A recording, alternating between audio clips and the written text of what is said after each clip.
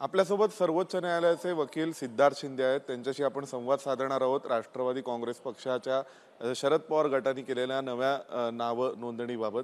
काय सांगाल? शरद पवार गटाला राज्यसभा निवडणुकीच्या निमित्ताने नवं नाव मिळालंय. हे नाव कायम राहू शकेल असं वाटतंय? बघा, हे नवं नाव कालच्या जजमेंटमध्ये ऑर्डरमध्ये इलेक्शन कमिशननी असं म्हणलं आहे की आता जी राज्यसभा निवडणूक येते त्याच्यासाठी तुम्ही आमच्याकडे 3 नावं द्या आणि त्यातलं एक नाव आम्ही तुम्हाला देऊ. तसं 3 नावं दिले आहेत पवार साहेबांनी, त्यांना एक नाव अलॉट झालेलं आहे. आता हे फक्त राज्यसभेपुरतंच आहे. पण जर ते सुप्रीम कोर्टात आता ते नाव घेऊन जर त्यांनी पिटिशन दाखल केली आणि सुप्रीम कोर्टाने जर सांगितलं की तुम्हाला आम्ही स्टे नाही देणार, जर स्थगितीचा प्रयत्न ते करतील की स्टे घ्यायचा या जजमेंट ऑर्डरवर, जर तो स्टे नाही मिळाला तर शिवसेनेसंबंधी जसं झालं होतं मशाल आणि हे नाव, शिवसेनेच्या ऑर्डरमध्ये पण एकनाथ शिंदेंना जेव्हा पक्ष आणि चिन्ह दिलं होतं तेव्हा इलेक्शन कमिशननी सांगितलं होतं की कसबा आणि चिंचवडच्या निवडणुकीपुरतंच तुमच्याकडे मशाल आणि उद्धव बाळासाहेब ठाकरे हे नाव राहील.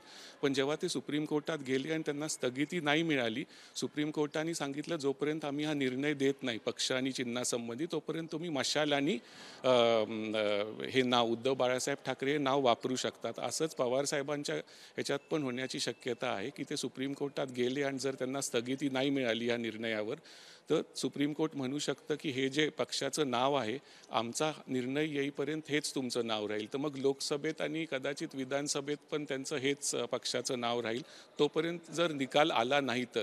आता तुम्ही बघितलं असेल शिवसेनेचं पक्ष आणि चिन्हासंबंधीचं मॅटर हे सुप्रीम कोर्टात अपील पेंडिंग आहे 8 महिन्यापासून. प्लीडिंग्स कंप्लीट आहेत, पुढच्या महिन्यात त्याची तारीख आहे.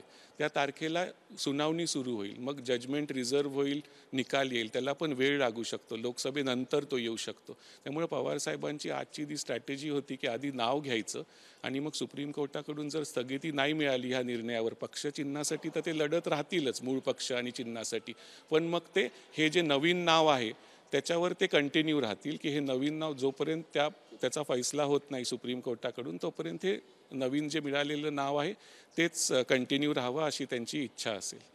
इथे एक आपल्याला मेजर डिफरन्स जो दिसतोय तो म्हणजे त्यावेळी पोटनिवडणूक होती अंधेरीची, त्यामुळे नाव आणि चिन्ह असं दोन्ही तात्पुरतं स्वरूपात मिळालं होतं. शरद पवारांना मात्र फक्त नाव मिळालंय, चिन्ह मिळालं नाही. त्यामुळे आता ते कदाचित म्हणजे पुढची त्यांना स्ट्रॅटेजी म्हणून चिन्ह आम्हाला द्यायला सांगा, निवडणूक आयोगाचा आदेश स्थगित करत नसाल तर असं होऊ शकेल. त्यावेळेस नाव आणि चिन्ह दिलं गेलं होतं कारण ती सुनावणी चालू असताना अंधेरीची पोटनिवडणूक आली. त्यामुळे दोन्ही बाजूंना म्हणजे एकनाथ शिंदेंना बाळासाहेबांची शिवसेना आणि ढाल तलवार आणि उद्धव बाळासाहेब ठाकरेंना मशाल हे दिलं गेलं होतं. पण नंतर एकनाथ शिंदेंनाच पक्ष आणि चिन्ह मिळाल्यामुळं तो विषय तिथे संपला. आता ह्याच्यात कसं झालंय, जजमेंट आलेली आहे आणि आता राज्यसभेचं इलेक्शन आहे. राज्यसभेचे इलेक्शन हे पक्षाच्या नावावर असतं, राज्यसभेच्या बॅलेटवर चिन्ह नसतं. त्यामुळे हे तात्पुरतं स्टॉप गॅप अरेंजमेंट म्हणून हे दिलेलं आहे. आणि उद्या जर पवारसाहेबांनी चिन्हासाठी पण अप्लाय केलं तर इलेक्शन कमिशन त्यांना चिन्ह पण नक्कीच देईल. पण ते कधी होईल, जर सुप्रीम कोर्टाने जर सांगितलं की तुमचं हे नाव कंटिन्यू राहू शकतं तर त्यावेळेस ते सुप्रीम कोर्टाकडे मागणी करू शकता की तुम्ही सांगा ह्यांना की चिन्ह पण आमचं आम्ही जे चिन्ह मागू ते आम्हाला देण्यात यावं आणि तेच आमचं चिन्ह राहील तुमचा निकाल येईपर्यंत, सुप्रीम कोर्टाचा निकाल येईपर्यंत. म्हणजे एका बाजूला कुठेतरी स्ट्रॅटेजी ही दिसते की या राज्यसभेच्या मार्फत एक नाव मिळालंय, ते नाव आता कायम ठेवून. कारण म्हणजे त्याही वेळेस इलेक्शन कमिशननी असं लॉजिक सांगितलंय की राज्यसभेची प्रोसेस सुरू झाली, आमचं आदेश येण्याच्या पूर्वी राज्यसभेचं नोटिफिकेशन आलं, त्यामुळे आता आम्हाला हे करता येणार. हे नाव फक्त राज्यसभेपुरतंच आहे, पण सुप्रीम कोर्टाकडून ते असं घेऊ शकतात की हेच नाव मेन निकाल येईपर्यंत हेच नाव कंटिन्यू राहील आणि पुढे ते चिन्हासाठी पण अप्लाय करतील तेव्हा निवडणूक आयोग त्यांना चिन्ह पण देईल. पण ह्याचा अर्थ असा नाही आहे की उद्धव ठाकरेंना मशाल, उद्धव बाळासाहेब ठाकरे नाव, पवार साहेबांना नॅशनलिस्ट काँग्रेस पार्टी, शरदचंद्र पवार हे आता परमनंट नाही आहे, हे टेम्पररी आहे.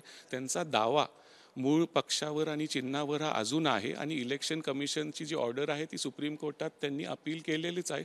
त्याचा निकाल येईल तेव्हा त्यांना परत हे नाव आणि मूळ चिन्ह पण मिळू शकतं. आणखीन एक प्रश्न असा आहे की त्यावेळेस जे उद्धव ठाकरेंच्या बाबतीत घडले तेव्हा खरोखर स्टेटस को जो मेंटेन ठेवायला सांगितलाय तो आज निवडणूक आयोग हा त्यांच्या म्हणजे पक्षाच्या चिन्हाबाबत जसं आजही म्हणजे उद्धव ठाकरे गटाकडून सांगण्यात येते की निवडणूक आयोगाने जर घ्यायचं असेल तर मागून घ्यावा परत म्हणजे नाव आणि चिन्ह. काल कुठेतरी असं आपल्याला शरद पवारांच्या गटाकडूनही कळलं की आम्हाला आता मिळतंय ते राज्यसभेपर्यंत, पुन्हा ते पुढे राहील का माहिती नाही, कदाचित निवडणूक आयोग ते पण मागून घेऊ शकेल. तर ही स्थिती निर्माण होऊ शकते का? हे नक्की आहे की उद्धव बाळासाहेब ठाकरे, शिवसेना हे नाव आणि मशाल हे चिन्ह हे उद्धव ठाकरेंबरोबरच राहणार जोपर्यंत सुप्रीम कोर्टाचा निकाल येणार नाही. हे नक्कीच आहे, ते परत घेऊ शकलं जाणार नाही. आणि पवार साहेबांना पण हे जो पक्षाचं नाव मिळालं आहे त्यांचा तोच प्रयत्न असेल की जर स्थगिती मिळाली नाही इलेक्शन कमिशनच्या निर्णयावर तर तोच लोकसभेला पण ते नॅशनलिस्ट काँग्रेस पार्टी शरदचंद्र पवार ह्याच नावाने लढतील. आणि राज्यसभेसाठी एक लक्षात घ्या की राज्यसभेला चिन्ह नसतं, त्यामुळे त्यांनी सांगितलं की चिन्हाचं आत्ता नाही, पण इन ड्यू कोर्स पवारसाहेब हे चिन्हासाठी पण अप्लाय करतील आणि त्यांना जे चिन्ह जे प्रेफरन्सनी देतील त्यातलं एक चिन्ह नक्कीच मिळेल. म्हणजे मूळ सुप्रीम कोर्टाचा निकाल येईपर्यंत पक्ष आणि चिन्हासंबंधी तोपर्यंत हे चालू राहील. म्हणजे लोकसभा जर आली तर लोकसभेला पण उद्धव बाळासाहेब ठाकरे मशाल हेच चिन्ह राहील आणि पवार साहेबांचं नाव नॅशनलिस्ट काँग्रेस पार्टी शरदचंद्र पवार, आणि चिन्ह पण त्यांना लगेच मिळेलच राज्यसभेच्या इलेक्शन नंतर किंवा सुप्रीम कोर्टात मॅटर गेल्यावर ते चिन्हासाठी पण अप्लाय करतील. आता निवडणूक आयोगाचा निकाल येईपर्यंत सुप्रीम कोर्टामध्ये कोणीही शरद पवार गटाकडून गेलं नव्हतं. काय वाटतंय एकंदरीत? साधारण म्हणजे अशी कुठेतरी स्ट्रॅटेजी होती म्हणून निकाल येण्यापर्यंत वाट पाहिली गेली असेल का? कारण अंदाज असा होता की लगेच ताबडतोब सर्वोच्च न्यायालयामध्ये दोन्ही पक्षांपैकी जे अग्रीड पार्टी आहे शरद पवार यांचा गट तो जाईल, पण ते गेलेले नाही आहेत. आणि दुसऱ्या बाजूला अजित पवार गटाने मात्र कॅवेट वगैरे फाईल करून सगळी तयारी करून ठेवली आहे. तर आता उद्या परवा तरी या सगळ्यात लगेच पुढची कायदेशीर लढाई सुरू होईल असं दिसतं. आज त्यांची प्रायोरिटी होती की चिन्ह पक्षाचं नाव घ्यायचं, ते त्यांनी घेतलेलं आहे पवार साहेबांनी. आता ते लगेचच सुप्रीम कोर्टात मॅटर फाईल करतील, ते मेन्शन पण करतील कदाचित उद्या. आणि फ्रायडेला म्हणजे येत्या शुक्रवारी ते लिस्ट पण होऊ शकतं किंवा सोमवारी, उशिरात उशिरा 16 तारीख शुक्रवार, म्हणजे येता शुक्रवार, सोमवार किंवा पुढचा शुक्रवार हे मॅटर नक्की लिस्ट होईल. आणि अजितदादांनी तिथे कॅव्हिएट फाईल केलं आहे कारण त्यांना माहिती आहे की तसं बघितलं तर इलेक्शन कमिशन विरुद्ध जर काय त्याच्या ऑर्डर विरुद्ध अपील असला तर तुम्हाला ॲक्च्युली दिल्ली हायकोर्टात जायचं असतं. पण मागच्या वेळेस उद्धव ठाकरे हे सुप्रीम कोर्टात गेले आणि सुप्रीम कोर्टाने त्यांना एंटरटेन केलं पण स्थगिती दिली नाही. मॅटर आता पेंडिंग आहे. तर पवारसाहेब पण घाई आता आहे, वेळेचा अभाव आहे, ते पण सुप्रीम कोर्टातच जातील. आता त्यांना स्थगिती मिळती का नाही हे आपल्याला बघावं लागेल. आणि स्थगिती नाही मिळालं तर मग ते नाव त्यांचं कंटिन्यू राहीलच.